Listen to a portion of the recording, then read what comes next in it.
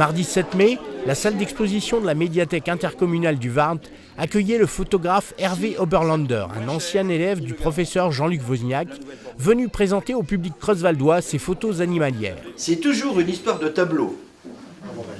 Simplement, il y a quelques années, c'était un tableau noir. Aujourd'hui, ce sont les tableaux d'une exposition. Cette exposition s'inscrit à la suite de celle du GECNAL, qui nous avait présenté le biotope du Warnt, et celle de messieurs Claus et Kobler, qui nous avaient enchantés avec leurs souvenirs de voyage. La beauté se décline, même en noir et blanc, de l'ombre à la lumière, comme avec Olivier Brocard. Le fait d'arriver ici sur Creutzwald est vraiment quelque chose qui est arrivé par hasard, par l'intermédiaire de personnes, de connaissances sur des terrains que je fréquente en photographie. Je suis rentré facilement en contact avec Madame Bicard et on est assez rapidement tombé d'accord pour une exposition lors de cette semaine de la nature ici à la médiathèque de Creutzwald. Ce que je vous présente dans cette exposition, c'est une exposition de photographie de nature. Donc voilà, quelques années, ça doit faire à peu près 7 ans que je fais de la photographie de nature.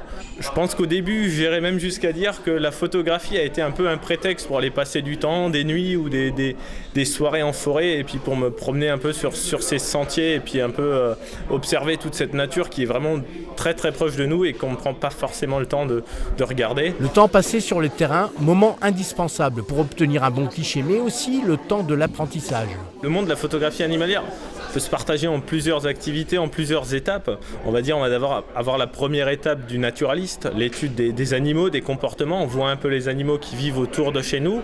On essaye de les observer, d'apprendre leurs comportements, d'apprendre leurs habitudes. Et une fois qu'on a trouvé ces petits indices-là, on se dit qu'on pourrait peut-être essayer de les approcher un peu plus en fonction de leurs horaires, se poster sur leur passage quelques heures avant leur passage. Donc c'est souvent très tôt le matin avant le lever du jour, ou vers 18h en été, 2-3 heures avant le déclin du jour.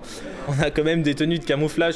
Je ne vous cache pas que certaines sont plutôt rigolotes. On a la tenue que vous verrez sur mon site internet si vous y fouinez un peu, qui s'appelle la Ghillie Suite.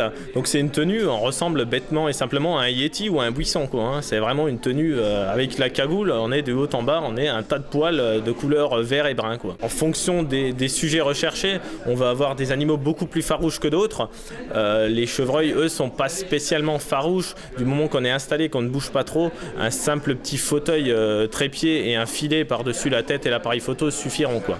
Par contre, ils vont être très très sensibles au bruit, donc le bruit du déclencheur de l'appareil ou le bruit d'un pas si vous voulez bouger ou tout autre bruit, et également très très sensibles aux odeurs. Si vous prenez pas le temps de faire attention au sens du vent, à ce que votre odeur soit portée en sens inverse de l'animal, vous êtes sûr que vous ne resterez pas 10 minutes à ses côtés, quoi. Si une exposition de ce type-là ou un site internet ne pouvait sensibiliser qu'une personne sur 1000, ça serait toujours ça de gagner.